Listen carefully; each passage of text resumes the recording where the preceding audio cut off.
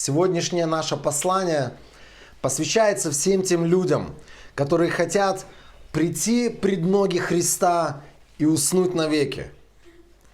Чудесное Слово Божие для каждого из вас, Бытие 15 глава, с 1 стиха. «После этого Господь обратился к Аврааму в видении. Не бойся, Авраам, я твой щит, награда твоя будет весьма велика. Но Авраам сказал: о, владыка Господь, что ты можешь мне дать, если я остаюсь бездетным, и мое имущество унаследует Елиезер из Дамаска? Авраам добавил: ты не дал мне детей, слуга моего дома станет моим наследником. В ответ было ему слово Господа: он не станет твоим наследником.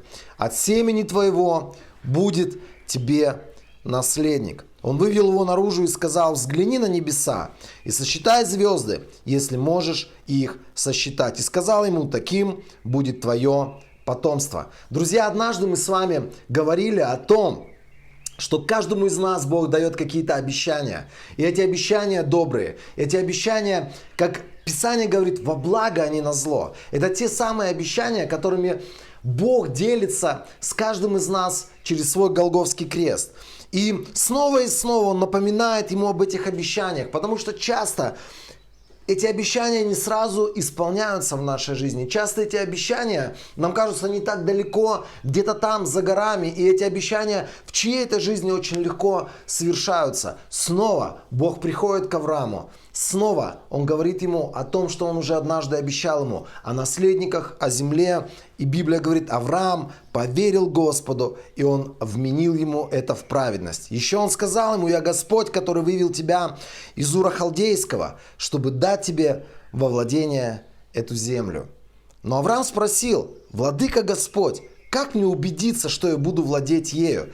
Господь сказал ему: приведи мне 3-летнюю телицу, 3-летнюю козу и 3-летнего барана, а также принеси горлицу и молодого голубя. Авраам так и сделал. Он рассек их пополам и разложил половины, одну напротив другой. Но птиц он не рассек пополам. Хищные птицы слетались на трупы, но Авраам отгонял их.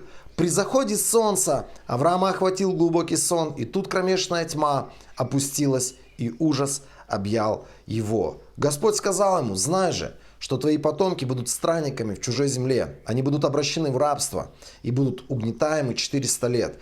Но я накажу народ, поработивший их, и тогда они выйдут оттуда с большим имуществом. Ты отойдешь к отцам своим в мире и будешь погребен в глубокой старости. В 4-м поколении твои потомки вернутся сюда, потому что грех Амореев еще не достиг полной меры. Когда солнце село и стало темно, вдруг появились дымящаяся жаровня с пылающим факелом и прошли между рассеченными кусками. В тот день Господь заключил завет с Авраамом и сказал: я отдаю твоим потомкам эту землю, от египетской реки до великой реки Ефрат, землю Кинеев, Кинезеев, Кедманеев, Хетов, Ферезеев, Рифаимов, Амореев, Хананеев, Гергесеев и Иусеев. Потрясающая история. Я хочу, чтобы ты представил себе картину посещения Богом человека по имени Авраам. Он снова и снова говорит ему какие-то слова. И он побуждает его принести в знак, со своей стороны, в знак согласия, в знак покорности, в знак того, что Авраам договаривается и ставит под этим договором свою печать и свою подпись, принести животных, которые станут жертвой в ноздрях Божьих. Знаете, я хотел бы, чтобы мы представили сегодня эту картину.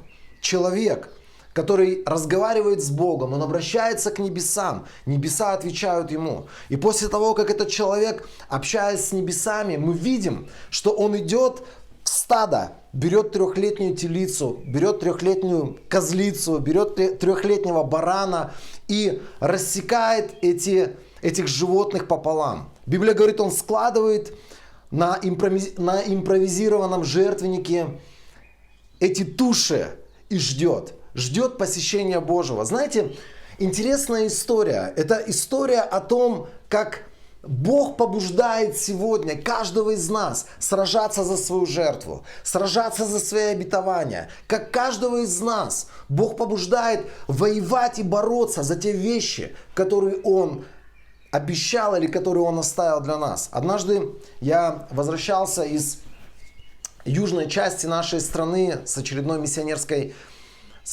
миссионерского путешествия. Мы ехали с моим другом, старым другом, сослуживцем во Христе Иисусе Сергеем Макаровым, и мы увидели потрясающую картину.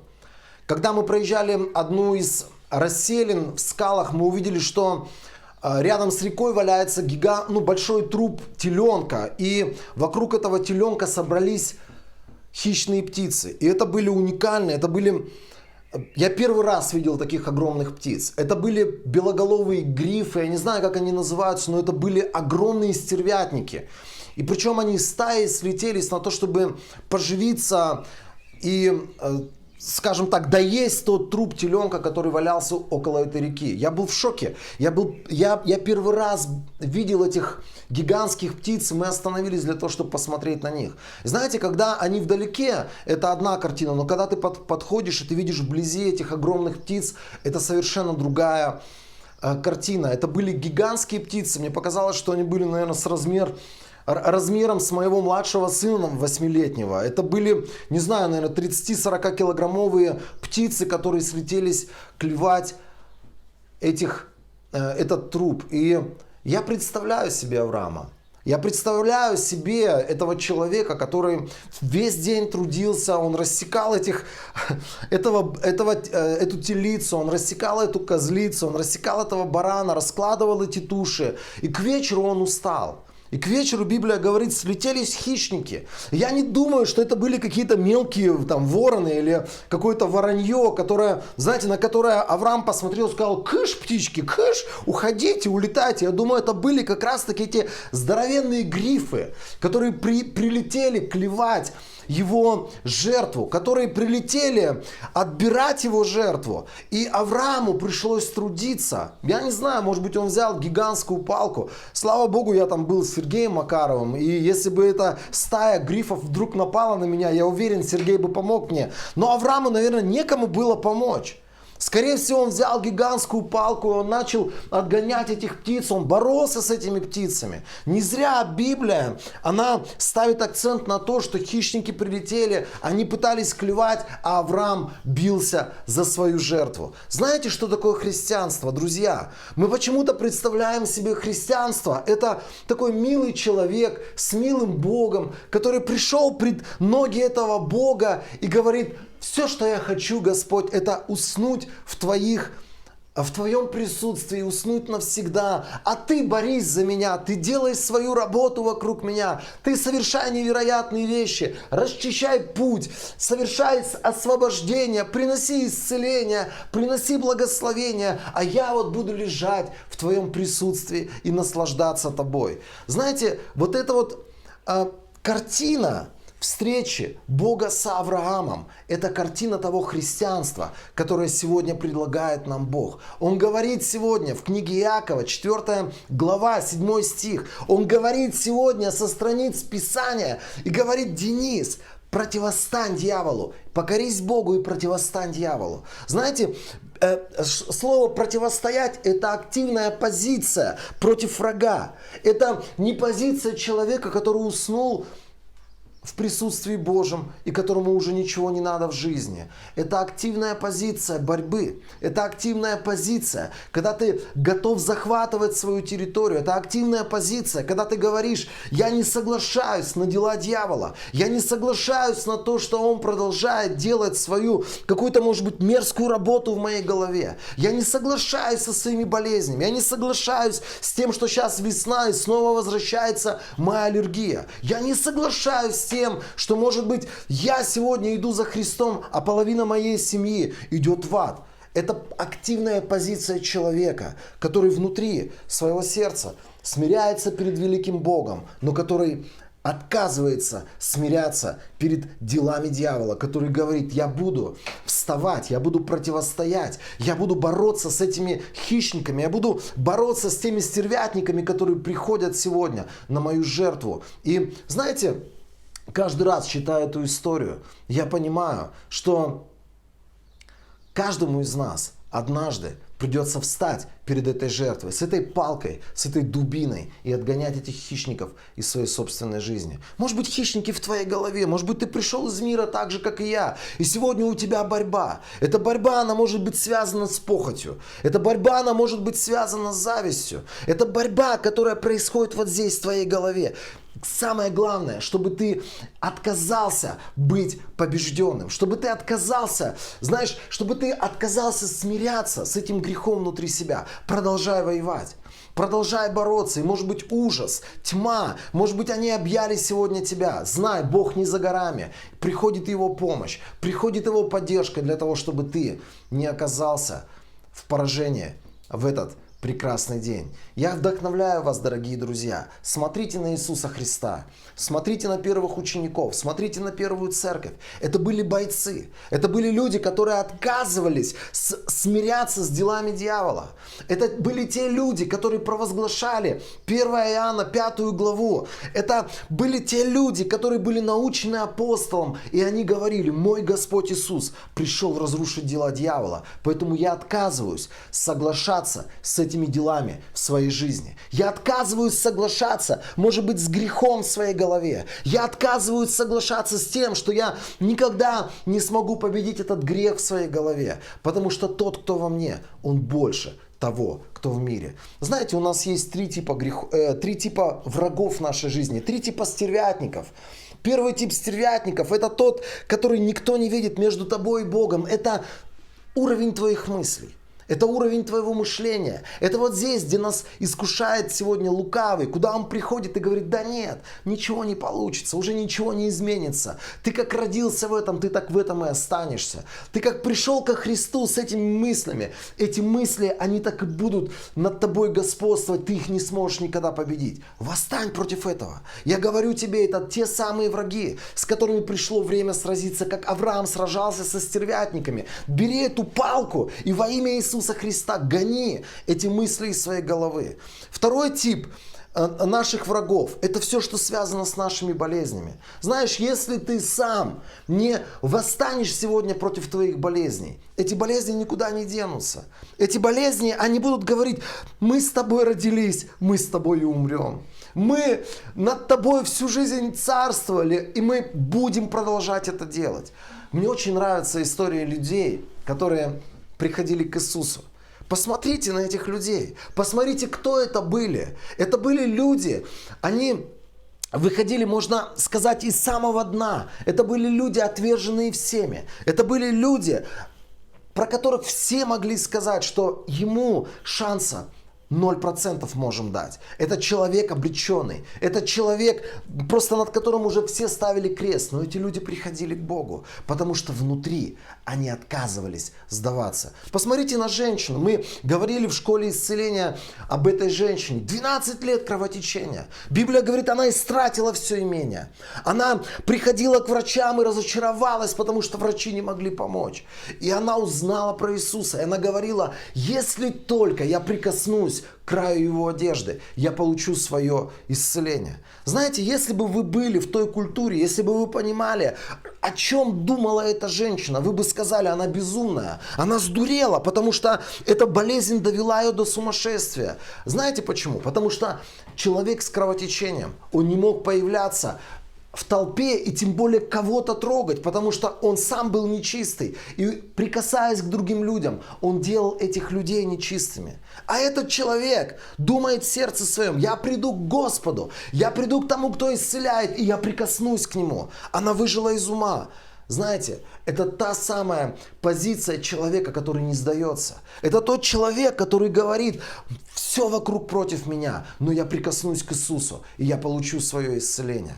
Когда Иисус услышал ее историю, Он сказал: вставай, женщина, ты получила свое исцеление по вере. Иди, как ты верила, так и будь свободна, так и живи здоровой. Этот человек внутренне отказывался сдаваться. Я хочу сегодня вдохновить тебя. Не соглашайся ни с каким грехом в твоей голове. Может быть, ты привык, ты утром просыпаешься, ты услышал, что какие-то люди сегодня, они получили благословение, и у тебя мысли, зависти. Ну да, конечно, Бог кого-то любит больше, чем меня, а я вот ничтожная обезьяна. Бог на меня даже презреть не может, хотя бы по воскресеньям, в день поста. Я так и знал, что в моей жизни, на мои молитвы никто никогда не ответит. Может быть, ты привык жить в такой позиции. Может быть, ты привык, что тебя все отвергают, ты никому не нужен. Да, вот и даже моя жена, она не обратила на меня внимания. Может быть, ты привык ходить вечером в свою, не знаю, к своей подушке, плакать, на свою жизнь жаловаться. Я хочу тебе сказать, перестань это делать. Стань Авраамом, который борется за свою жертву. Встань сегодня этой женщиной, которая говорит, даже если все вокруг против меня, даже если я не ощущаю Бога,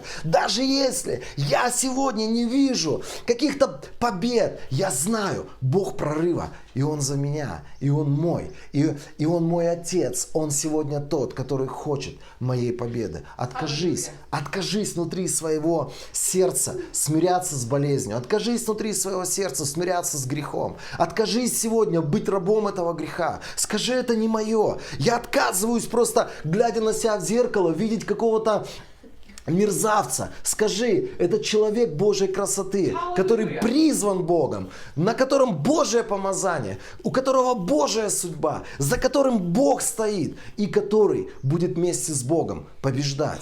Это наше с тобой призвание, дорогой человек.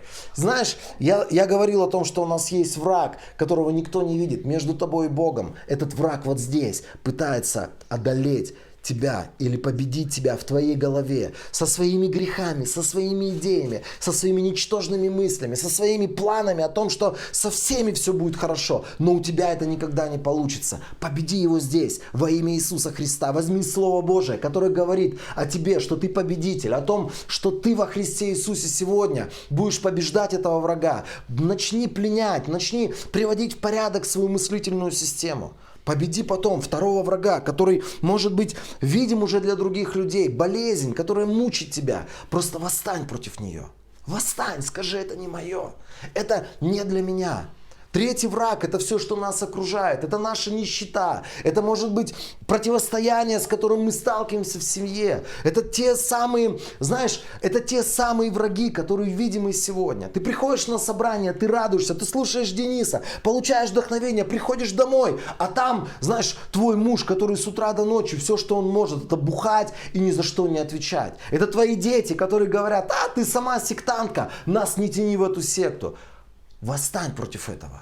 Восстань против этого. Но не таким образом, знаете, как многие делают. Они думают, что наша война – это война с плотью. Наша война – это война с миром духовным. Это война, когда ты восстаешь против духов злобы поднебесных. Это война, когда ты восстаешь против нищеты. Когда ты восстаешь против каких-то религиозных, колдовских духов, которые удерживают твою семью. И ты говоришь во имя Иисуса. Я буду противостоять, я буду молиться во имя Иисуса. Я буду связывать во имя Иисуса. Я буду утверждать во имя Иисуса. Я буду видеть глазами веры то, чего еще не было, и то, что произойдет с моей семьей, с моими финансами. Я помню одну женщину, которая не понимала, что такое духовная война. Она делала все наоборот. Это, знаете, это была такая женщина, с которой люди боятся вступать в конфликт. Я думаю, в вашем окружении есть такие женщины.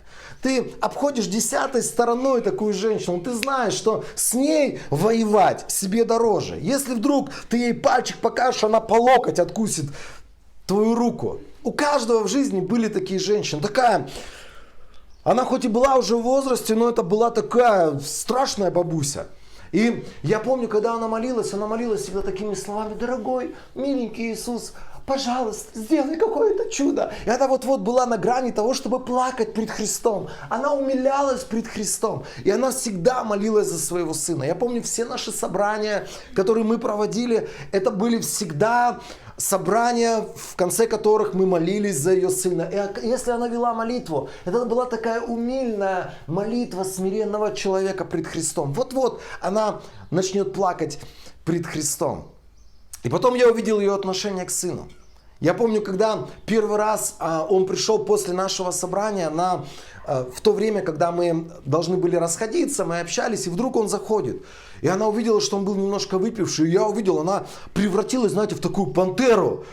Хоть и старая, но с зубами. И она была готова поглотить этого бедного сына, который там пришел. И он на свою голову, там, не знаю, по дороге выпил бутылку пива, наверное. И она стала говорить: с какой стати? Ты пришел на собрание святых, ты посмотри на свою морду. Я тебе уже 100 000 раз говорила. Ты идешь в ад, весь твой образ жизни. Я увидел, что она превратилась в человека, который готов бороться, побеждать, сражаться. И я понял, что она заняла совершенно неправильную позицию. Наша позиция как христиан — любить людей. Но с другой стороны, со стороны духовного мира мы должны ненавидеть грех, должны ненавидеть болезнь, должны ненавидеть дела дьявола. И знаете, ее молитва была очень умильная. Когда она молилась, она была очень умильной женщиной. Но когда она видела человека, она воевала с этим человеком. Измени свое отношение. Люби человека. Люби тех, кто окружает тебя. Но ненавидь дела дьявола вокруг своей жизни. Друзья, я хочу вдохновить вас сегодня. Наша жизнь со Христом — это жизнь бойцов. Это жизнь людей, которые сказали: Бог, вместе с тобой я пройду весь свой путь, и я буду побеждать на этом пути вместе с именем Иисуса Христа. 12 глава послания Евреям. Там потрясающие слова записаны. Я хочу прочитать это вместе с вами. Это тот самый стих Писания, который так не нравится людям, которые пришли к Иисусу, уставшие от жизни, для того, чтобы просто расслабиться перед Ним, отдохнуть и сказать: Ты, Иисус, теперь мой владыка, теперь я буду засыпать в Твоем присутствии, а Ты делай чудеса. Бог говорит через Голгофский крест: я дал тебе власть, чтобы ты встал как человек Авраам, как человек победы, взял этот дрын и гнал хищников из своей жизни, гнал хищников от своей жертвы. 12 глава послания Евреям. Здесь записаны такие слова. Итак, нас окружает целое облако свидетелей. За тобой и за мной целое облако свидетелей смотрит. Эти люди смотрят, и они видят, когда ты внутри готов сдаться, когда ты готов покориться, может быть, своей нищете, своим долгам, когда ты говоришь, что все, ничего не изменится. И это облако свидетелей не просто надсмотрщики, это люди, которые на небесах говорят: давай, братан, давай, поднимай руки, давай, не опускай своих рук. Может быть, сегодня пришло время перестать себя жалеть. Может быть, сегодня пришло время восстать и сказать: я отказываюсь соглашаться с делами дьявола в своей жизни. Поэтому Библия говорит: давайте сбросим с себя все, что мешает нам бежать, а также грех, легко запутывающий нас в свои сети. И будем терпеливо преодолевать отмеренную нам дистанцию. Будем неотрывно смотреть на Иисуса от начала до конца. Наша вера зависит от Него. Он ради предстоящей радости претерпел смерть на кресте, пренебрегший позор, и сейчас сидит по правую сторону от Божьего престола. И дальше автор послания Евреям говорит такие слова: подумайте об Иисусе, испытавшим такую вражду со стороны грешников, и это поможет вам не изнемочь душою. Друзья, давайте мы с вами не изнемогнем нашей душою. Перестанем себя жалеть. Перестанем жалеть вот себя в тех грехах, может быть, в которых мы сегодня оказались как в болоте. Восстань из этого болота. Перестань себя жалеть в этой болезни. Перестань жаловаться всем на эту болезнь. Восстань против этой болезни. Перестань сидеть в долгах, перестань сидеть в нищете и оправдывать себя. Ну, вокруг все сегодня в нужде. Нет, это не твоя судьба. Перестань в этом жить. Восстань из этого. Скажи: это не мое призвание и предназначение. И это, Библия говорит, вам поможет не изнемочь душою и не потерять присутствие духа. И дальше. Вам еще не приходилось сражаться с грехом до крови.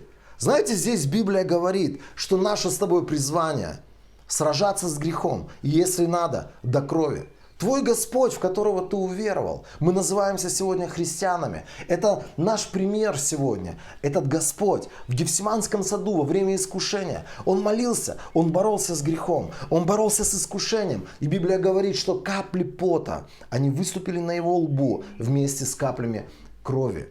Это Это была битва, это была война. Когда он был в пустыне, приходил этот искуситель и говорил: да вот простой выход, вот поступи вот так.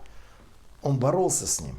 Знаете, люди, о которых мы читаем в Библии, люди веры, это люди борьбы. Это люди, которые внутри были непобедимы. Это люди, которые не опускали своих рук. Посмотрите на Вартимея, всю жизнь слепой. Всю жизнь слепой. И когда он услышал, что появился шанс от Иисуса, он восстал, он начал орать: Иисус, сын Давида, помилуй меня. Это был вопль человека, который хотел выхода. Стань таким человеком.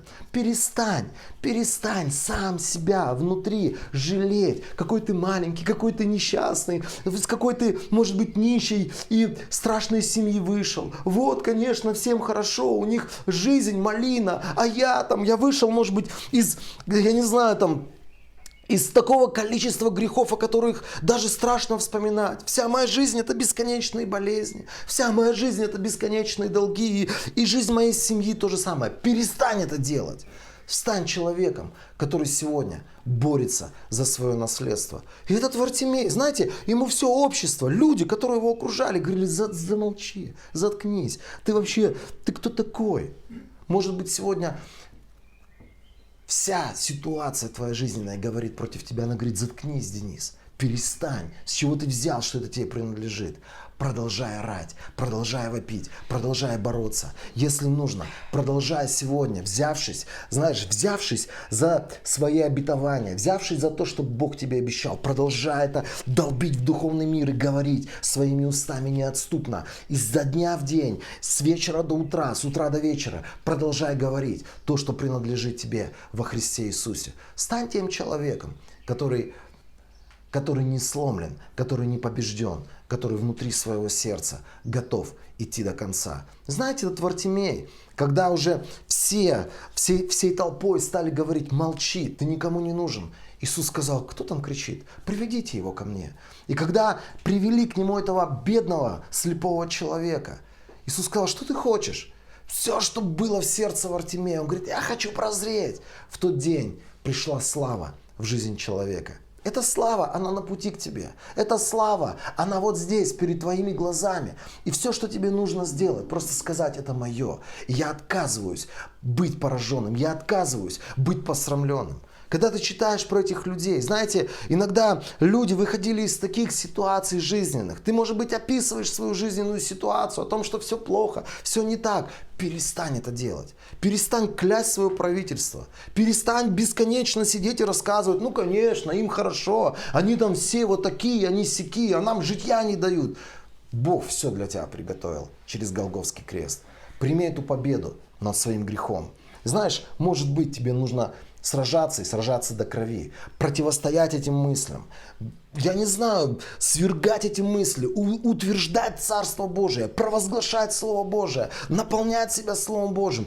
Воюй со своим грехом в голове, воюй со своими испытаниями, искушениями в голове, воюй со своим неверием в голове, воюй со своими страхами в голове, воюй со своими болезнями, воюй со своей нищетой. Единственное, что Господу нравится, когда, может быть, все вокруг не так, но внутри никто тебя не смог победить. Приходит эта женщина-хананиянка, и даже сам Иисус ей говорит: знаешь, женщина, сегодня не твой день, сегодня Израиль торжествует, сегодня все для них. И она склоняется перед ним, и она говорит: даже если ты пришел только для них, я готова быть собакой под столом, которая будет питаться крохами со стола, со стола тоя, с этого стола пира. Я буду питаться крохами. Знаешь, Иисуса это впечатляет. Сердце Божие это впечатляет, когда все вокруг не так, но ты говоришь: Господь, есть твои обещания, есть то, что ты сказал обо мне, есть то, может быть, чего я не вижу до сих пор своими физическими глазами, и я буду за это бороться. Сегодня мое слово, дорогой человек, для тебя: покорись Господу, покорись Его Слову, то, что Он говорит о тебе, то, что Он приготовил для тебя через Голгофу. И начинай противостоять дьяволу, который пытается обокрасть тебя, который пришел для одной цели – украсть, убить и погубить. Это не твое призвание, это не твое наследие, потому что Иисус пришел дать жизнь и жизнь с избытком. Я вдохновляю тебя. Борись сегодня и побеждай вместе с Богом.